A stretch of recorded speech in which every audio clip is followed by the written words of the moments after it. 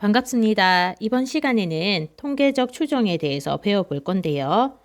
오늘날 데이터를 추출해서 이 데이터를 조사해가지고 원래 집단의 특성을 알아보는 통계적 추론은 여러 분야에서 광범위하게 사용되고 있다라고 되어 있습니다. 먼저 교과서 114쪽에 알고 있나요? 보겠습니다.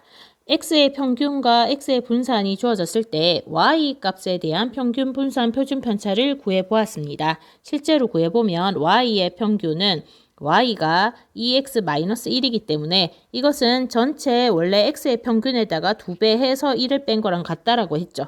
따라서 2x는 5라고 했기 때문에 2, 5, 10에 1을 뺀 9가 되는 것을 알 수 있겠습니다. 같은 방법으로 이번에는 y의 분산에 대해서 알아보면요. y는 2x-1이고 이때 앞에 데이터 2만 보면 된다 했죠. 따라서 2의 제곱 곱하기 v의 x를 하면 됩니다. 그럼 v의 x는 4가 되니까 구하고자 하는 건 4 곱하기 4 해서 16이 되고요. 그러면 y의 표준 편차는 이것의 루트를 씌운 루트 16인 4가 되는 것도 알 수 있겠습니다. 2번 보겠습니다. x가 정규 분포 6,3의 제곱을 따를 때 다음 확률을 구하시오 했습니다. 우선 x가 정규 분포를 따를 때 주어진 확률은 표준화시켜서 쉽게 구할 수 있죠. 표를 보고. 따라서 표준화하면 p는 x를 표준화하면 x-평균 6을 빼고 표준 편차 3을 나눠주면 됩니다. 똑같이 6이랑 12에도 똑같이 6을 빼고 3을 나눠주면 되겠죠. 12도 6을 빼고 3을 나눠주고요. 그러면 이제 이 부분이 z로 표준화되었고요. 양 사이드의 숫자를 계산하면 0부터 2까지가 되는 걸 알 수 있습니다. 그러면 이것은 표에서 표준 정규 분포표에서 2일 때의 확률 0.4772가 되는 것까지 배웠습니다. 같은 방법으로 이것도 표준화해서 z로 바꿔주면 p의 x는 z로 바뀌죠. 대신에 양 사이드에 0과 3은 표준화해야 되니까 0에다가 평균 6과 표준 편차 3을 나눠주는 마이너스 6, 3. 그 다음에 3에다가도 6을 빼고 3을 나눠주겠습니다. 그러면 계산했을 때 마이너스 2에서 마이너스 1 사이가 되고요. 이것은 대칭성을 이용해서 이렇게 그래프를 그려보면 0을 중심으로 마이너스 2에서 마이너스 1까지의 확률은 1에서 2까지의 확률과 같죠. 따라서 P1에서 2까지의 확률로 고칠 수 있고요. 이것은 표를 이용하기 위해서는 0에서로 읽어야 되겠죠. 따라서 1에서 2까지의 파란색 빗금친 부분은 0에서 2까지에서 0에서 1까지를 빼주면 되겠습니다. 다시 적으면 0에서 2까지의 확률 마이너스 0에서 1까지의 확률을 여기 2가 되겠죠. 1까지의 확률을 빼주면 되겠습니다. 그러면 표준 정규 분포표에서 찾아보면 이것은 0.4772가 되고요. 요것은 표에서 찾아보면 0.3413이 되어서 계산해서 0.1359가 되는 것을 알 수 있겠습니다. 교과서 115쪽에 생각열기 보도록 하겠습니다.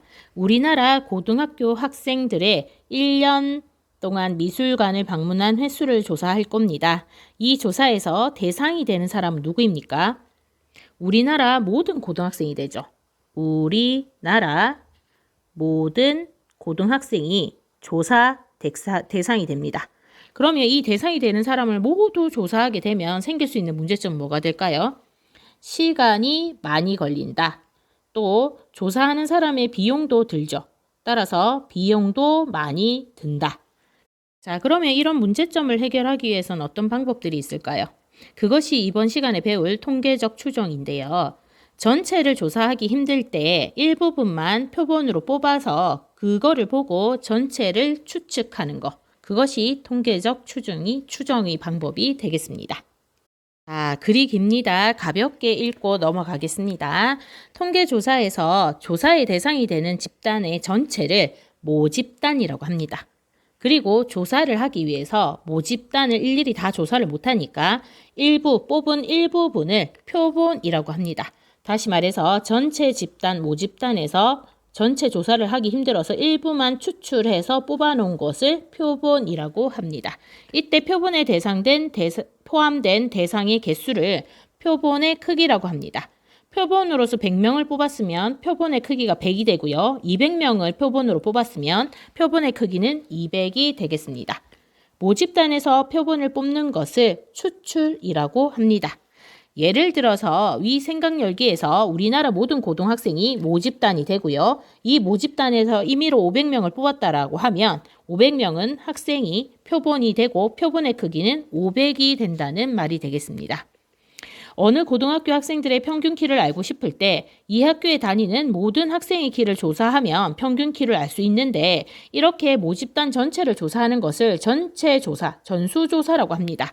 한편 어느 회사에서 생산되는 형광등의 수명 조사라든가 새로 개발된 약의 효과에 대해서 임상시험과 같이 전수조사를 할 수가 없는 경우가 있죠.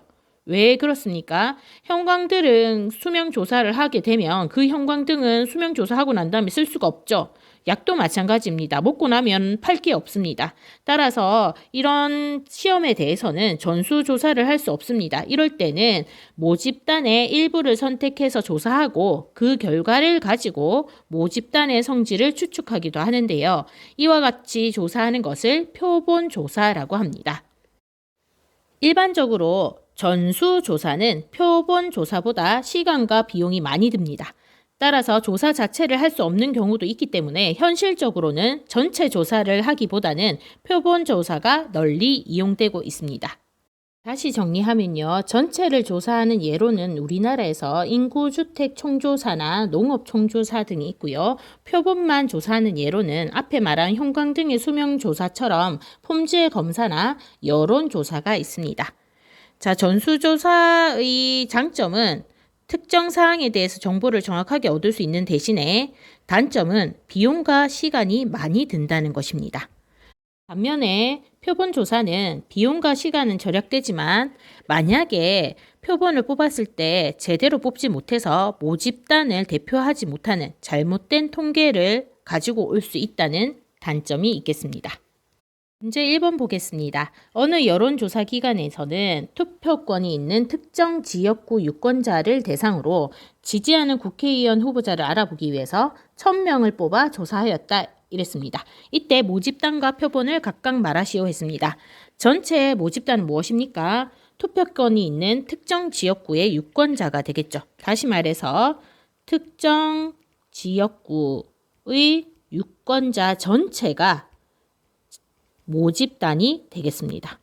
그런데 표본은 무엇이 됩니까? 전체 다 조사하기 힘드니까 몇 명을 뽑았죠? 1000명을 뽑았죠. 따라서 특정 지역 유권자 중에서 뽑힌 1000명, 이것이 표본이 되겠습니다. 교과서 116쪽 보도록 하겠습니다. 임의 추출에 대해서 알아볼 건데요. 표본 조사는 모집단으로부터 표본을 추출하고 그 표본에 포함된 정보를 이용해서 모집단의 성질을 추측하는 것이 목적입니다. 따라서 표본은 모집단의 성질이 잘 반영되도록 치우침 없이 추출해야 됩니다. 표본을 추출하는 여러 가지 방법 중에서 모집단의 각 대상이 표본에 포함될 확률이 모두 같게 추출하는 방법을 임의 추출이라고 합니다. 표본을 임의 추출하는 방법으로는 제비뽑기, 난수주사위, 난수표, 공학용 계산기, 컴퓨터 프로그램 등이 자주 사용됩니다. 표본을 추출할 때 한 번 추출된 대상을 다시 되돌려 놓은 후에 다시 다음 대상을 뽑는 복원 추출과 되돌려 놓지 않고 다음 대상을 뽑는 비복원 추출도 있습니다. 특별한 언급이 없는 경우에 표본은 추출한다. 이 말은 이미 추출하여 얻은 표본을 뜻하고요. 모집단의 크기가 표본의 크기에 비해서 매우 클 때는 비복원 추출로 얻은 표본을 복원 추출로 얻은 것처럼 생각하고 계산을 하면 되겠습니다. 다시 정리하자면 통계적 추정이라는 것은 모집단을 일일이 조사하기가 힘들 때 임의 추출의 방법으로 표본을 N개 뽑았다고 생각하면 이 표본을 관측해서 자료를 얻습니다. 이 자료들을 요약해서 이 정보를 가지고 원래 모집단의 성질을 추측하는 것. 이게 통계적 추정이 되겠습니다. 자, 이번에는 공학용 계산기를 이용해서 표본을 임의로 추출하는 방법에 대해서 알아보자라고 했는데요. 실제로 지금 계산기를 사용할 수 없기 때문에 이런 방법이 있구나 하고 그냥 읽고 넘어가겠습니다. 고등학교 95명이 있을 때 표본의 크기가 10인 표본을 임의 추출하는 방법은 공학용 계산기로 할 때는요. 학생들 95명한테 1번부터 95번까지 번호를 부여한 다음에 이것 또는 이거를 그냥 공학용 계산기 버튼이 있습니다. 요것을 눌러서 나온 수에다가 100을 곱하여 그 나온 정수 부분을 읽으면 되고요. 위에서 나온 수 중에서 95보다 큰 수는 버리고 차례대로 10개의 수에 해당하는 번호를 가진 학생을 표본으로 구성하면 이미 추출되었다고 하기로 합니다. 문제 2번도 그냥 넘어가겠습니다. 교과서 117쪽 보도록 하겠습니다.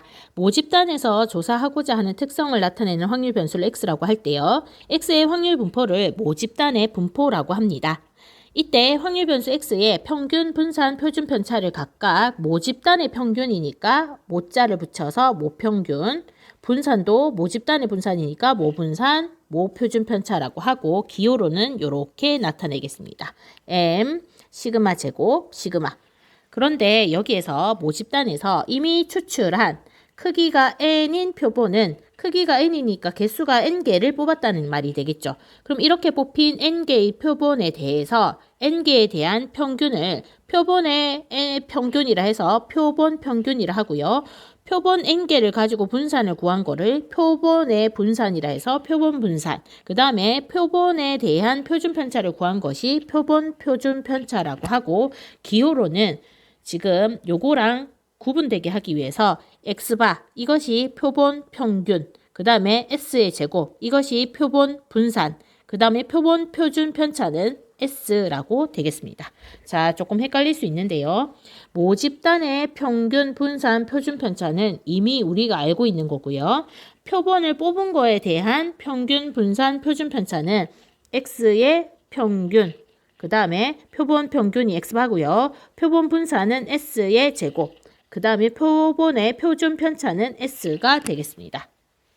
그리고 여기에서 정의하기는 표본 평균 x바는 표본들을 다 더한 다음에 n으로 나눈 게 됩니다. 상식선에서 n개의 평균 구하는 게 되죠. 그런데 표본에 대한 분산을 구하라고 했을 때 편차의 제곱의 합이 위에 적혀 있죠. 그리고 보통 개수 n으로 나누는데 여기 보니까 n-1로 나누었죠. 이것은 통계학과에서 연구를 한 결과 n으로 나눴을 때보다 n-1로 나눴을 때 모분산과 가까워지기 때문에 n이 아닌 n-1로 나누자라고 약속한 부분입니다. 그래서 이런 게 있구나라고 외울 필요까지는 없고 n-1로 되는 게 있었다는 것만 기억하시면 됩니다.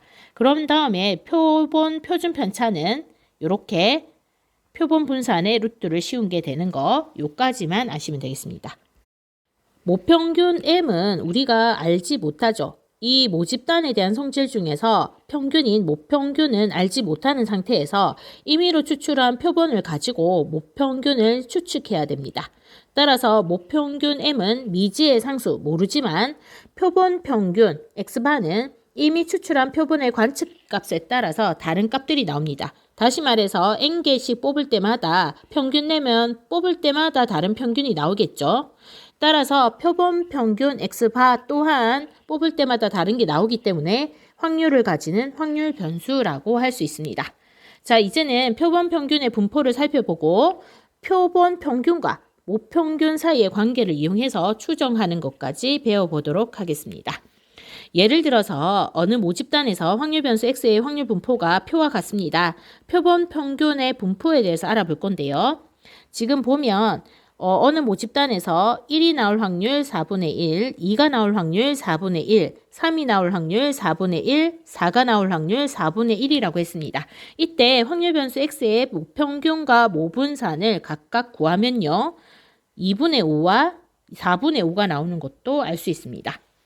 자, 지금은 모집단을 일일이 다 계산을 해서 모집단의 평균, 모평균, 모집단의 분산, 모분산을 구해 보았습니다. 자, 앞에서 여기 있는 이 표를 가지고 뭘 했습니까? 모집단의 확률 분포를 가지고 모평균 m을 구했죠. m은 2분의 5가 나왔습니다. 그러면 모분산은 뭐가 나왔습니까? 모분산 시그마 제곱은 4분의 5가 나오는 것까지 앞에서 계산을 했습니다. 그러면 이 모집단에서 표본을 추출한다고 생각했을 때 임의로 추출을 할 거고요. 크기가 2인 표본을 추출한다고 합니다. 크기 2라는 것은 두 개를 뽑겠다는 말이 되겠죠. 그러면 x값이 1, 2, 3, 4, 네 가지가 되는데 여기에서 두 개가 뽑히는 방법은 복원 추출로 생각을 해야 됩니다. 네 가지 중에서 두 개를 뽑을 때 1 뽑을 수도 있고요. 1, 2 뽑을 수도 있고 1, 3, 1, 4 뽑을 수도 있습니다. 2, 2, 3, 2, 4 뽑을 수도 있고요. 3, 3, 3, 4 뽑을 수도 있고 4, 4 뽑을 수도 있습니다. 다시 말해서 x1, x2 두 개의 표본이 1, 1 아니면 1, 2, 1, 3, 1, 4 아니면 2, 1, 2, 2, 2, 3, 2, 4 뽑힐 수도 있고요. 3, 1, 3, 2, 3, 3, 3, 4 이렇게 쭉 해가지고 총 16개의 표본이 뽑힐 수가 있습니다. 그러면 이 뽑힌 표본 두 개의 평균을 각각 구하면요. 더해서 2로 나누면 1, 1.5, 2, 2.5가 되겠죠. 이거는 1.5, 요거는 2, 요거는 2.5, 요거는 2, 4, 평균 내면 3. 3하고 1은 2. 평균을 각각 내면 두 개에 대한 표본에 대한 표본 평균이 구해지죠. 그래서 표본 평균 x바가 각각 16개의 값이 나옵니다. 그러면 나온 값들을 보면 1도 있고 1.5도 있고 2도 있고 2.5도 있고 3도 있죠. 3.5도 있고요. 4까지 있네요. 그러면 x바가 될 수 있는 값은 1, 1.5, 2, 2.5, 3, 3.5, 4가 되고요. 그때 1이 나올 확률은 1은 지금 16개 중에서 하나밖에 없죠. 따라서 16분의 1의 확률이고요. 1.5는 여기 하나, 두 가지가 있기 때문에 16분의 2 해서 약분하면 8분의 1의 확률이 됩니다. 같은 방법으로 각각의 표본 평균에 대한 확률을 구하면 이렇게 구해지죠.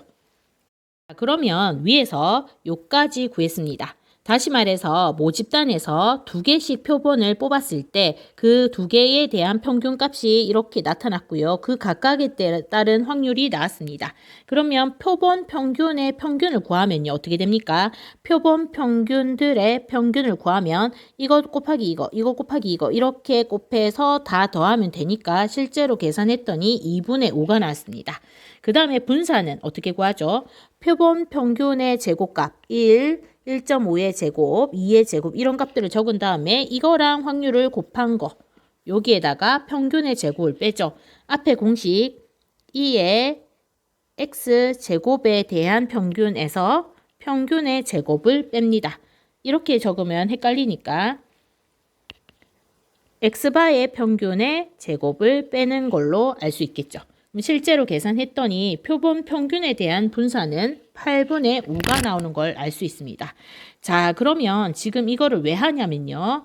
모평균, 모분산, 그 다음에 표본의 크기가 주어졌을 때 여기에서 두 개, 표본의 크기가 두 개니까 두 개씩 표본을 뽑아서 그 표본들에 대한 확률 분포표를 구성하고요. 그 표본 평균에 대해서 평균과 분산을 구해봤더니 결과가 아주 놀랍습니다. 두 개씩 뽑아서 표본 평균들의 평균을 다시 구했더니 실제 모평균과 일치하는 걸 알았습니다. 그리고 표본 평균의 분산은 원래 모분산과 차이가 얼만큼 나냐면 2로 나눈 게 되죠. 이 2라는 것은 표본의 크기가 되는 것을 알았습니다. 그래서 결론은 통계학에서 이미 찾아낸 공식을 우리가 이렇게 된다는 걸 알았으니까 앞으로는 이렇게 받아들이면 된다는 것입니다. 다시 정리를 해보면요. 모집단이 이렇게 있을 것입니다. 여기에서 표본의 크기가 n인 표본을 뽑았습니다. 그러면 이 표본들에 대한 표본 평균이 있을 것입니다. 표본 평균이 나오는 값이 여러 개가 있겠죠. 그러면 이 표본 평균들에 대한 평균을 구할 수 있고요. 그 다음에 분산도 구할 수 있겠습니다. 그런데 모집단의 평균이 m이고 분산이 이거라고 한다면 관계식이 있는 걸 알 수 있죠. 모집단이 평균과 분산이 있고 표본 평균의 평균과 표본 평균의 분산이 주어진다면 표본의 크기가 n인 경우에 표본 평균의 평균과 모집단의 평균은 같습니다. 모평균과. 그렇고 분산은 모분산과 차이가 납니다. 얼만큼 납니까? 표본의 크기분의 분산. 요거랑 같아진다는 거. 요 결과만 알고 있으면 되겠습니다. 다시 정리하면요. 모집단에서 모평균이 m이고 분산이 시그마 제곱인 모집단에서 크기가 n인 표본을 임의로 추출했다고 하면요. 표본 평균 x바에 대해서 표본 평균의 평균은 모평균과 같고요. 표본 평균의 분산은 모분산에다가 표본의 크기인 n으로 나눈 값이 된다는 거 기억하시면 되겠습니다. 그럼 표준 편차는 분산에다가 루트를 씌운 게 되겠죠. 그러면 문제 3번을 풀어보도록 하겠습니다. 모평균 25분산이 9인 모집단이 있다고 했습니다. 그러면 모집단이 이렇게 있을 때 모평균 m이 20이고 모분산이 9인 상태에서 몇 개, 크기가 16인, 표본의 크기가 16인 표본을 임의로 추출하면 이 표본 16개의 표본에 대한 표본 평균들이 있을 거고요. 얘들이 가질 수 있는 값들을 평균을 내면 이게 표본 평균의 평균이 될 거고 표본 평균들의 분산을 구할 수 있습니다. 그런데 이것은 실제로 구하지 않아도 공식을 알고 있죠. 표본 평균의 평균은 모평균 20과 같다는 것, 그리고 표본 평균의 분산은 구하지 않아도 모분산 9에다가 표본의 크기 16으로 나눈 값이 된다는 거, 요것만 기억하시면 되겠습니다. 교과서 119쪽 보도록 하겠습니다. 앞에서처럼 모집단의 분포와 크기가 2인 표본 평균 x바의 분포와 크기가 3인 표본 평균 x바의 분포를 그래프로 나타내면 이렇게 변하는 걸 알 수 있습니다. 자, 이것처럼 표본의 크기가 n이 점점 커짐에 따라서 표본 평균 x바의 분포의 그래프는 평균이 m이고 분산이 n분의 시그마 제곱인 정규 분포 곡선에 점점 가까워진다는 것을 알 수 있고요. 특히 모집단이 정규 분포 m, 시그마 제곱을 따르면 크기가 n인 표본을 이미 추출할 때 표본 평균인 x바 또한 모집단과 같이 정규 분포를 따른다고 할 수 있고 이때 평균은 모집단 평균과 같고요. 이때 분산은 모분산에다가 표본의 크기인 n을 나눈 것과 같다라는 것을 알려져 있다라고 합니다. 다시 정리하면요. 모평균이 m이고 모분산이 시그마 제곱인 모집단에서 크기가 n인 표본을 임의로 추출한다면 표본 평균 x바에 대해서 아래 두 가지가 성립합니다. 첫 번째, 모집단이 정규 분포를 따르면 x바는 정규 분포를 똑같이 따른다고 할 수 있고요. 이때의 평균은 모평균과 표본 평균의 평균이 같다는 것, 그리고 모분산과 표본 평균의 분산의 차이는 여기에서 표본의 크기만큼 나눠줬다는 것, 그것만 기억하시면 되겠습니다. 두 번째, 표본의 크기 n이 충분히 크면 모집단의 분포가 정규 분포이든 아니든 간에 표본 평균 x바는 근사적으로 정규 분포를 따른다고 할 수 있고요. 똑같이 평균 m과 분산은 n분의 시그마 제곱을 따른다고 할 수 있습니다. 이때 n이 충분히 크다는 것은 30 이상이면 충분히 크다고 하기로 약속하기로 합니다. 자, 지금 이것은 열심히 연구한 결과를 받아들이는 과정입니다. 다시 말해서 모집단이 정규 분포이면 표준 평균의 평균도 정규 분포를 따르고 모집단이 정규 분포가 아니다 하더라도 표본의 크기가 30 이상이면 충분히 크다고 판단하고 표본 평균도 정규 분포를 따른다라고 받아들이면 되겠습니다. 교과서 119쪽에 문제 4번 보도록 하겠습니다. 정규 분포 2,4 제곱을 따르는 모집단이 있다고 합니다. 정규 분포를 따르는 모집단이기 때문에 여기에서 표본을 추출했을 때 표본 평균의 분포 또한 정규 분포를 따르겠습니다. 따라서 표본 평균은 정규 분포를 따른다. 이때 평균과 분산은 어떻게 구하죠? 앞에서 본 것처럼 모평균 2와 표본 평균의 2는 똑같이 적으면 되고요. 분산은 모분산에다가 올 때 표본의 크기를 나눠주면 됩니다. 다시 말해서 4의 제곱에다가 9분의 1을 곱해준 값이 되겠습니다. 9분의 16이 x바의 분산이 되겠습니다. 문제 5번 보도록 하겠습니다. 모평균 15, 모분산이 25인 모집단에서 크기가 100인 표본을 이미 추출할 때 표본 평균 x바는 근사적으로 어떤 분포를 따른지 말하시오 했습니다. 자, 우선은 모평균이 15라 했고요. 모분산이 25라고 했고요. 표본의 크기 이렇게 있는 모 집단에서 표본의 크기가 100인 그런 표본을 뽑았다고 합니다. 그럼 여기에서 생기는 표본 평균은 무엇을 따릅니까? 지금 n 값이 30 이상으로 충분히 크다고 판단하기 때문에 모집단이 정규 분포이든 아니든 간에 표본 평균의 분포는 정규 분포를 따르고요. 이때의 평균은 모평균과 일치하니까 15, 콤마가 되고 분산은 모분산에다가 표본의 크기 100을 나눠주면 됩니다.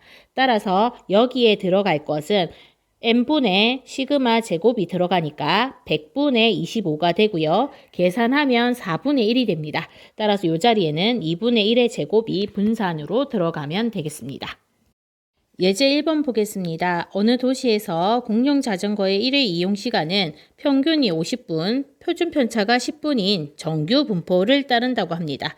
그러면 확률 변수를 공용 자전거의 1회 이용 시간으로 둔다면 모집단의 분포가 정규 분포를 따르고 평균이 50분이고 표준 편차가 10이기 때문에 이렇게 표시할 수가 있죠. 이게 모집단이라고 생각하면 됩니다. 그런데 이 도시의 공용 자전거를 이용한 시민 중에서 25명을 임의로 추출했다고 합니다. 그러면 표본을 추출할 때 표본의 크기가 25란 얘기가 되고요.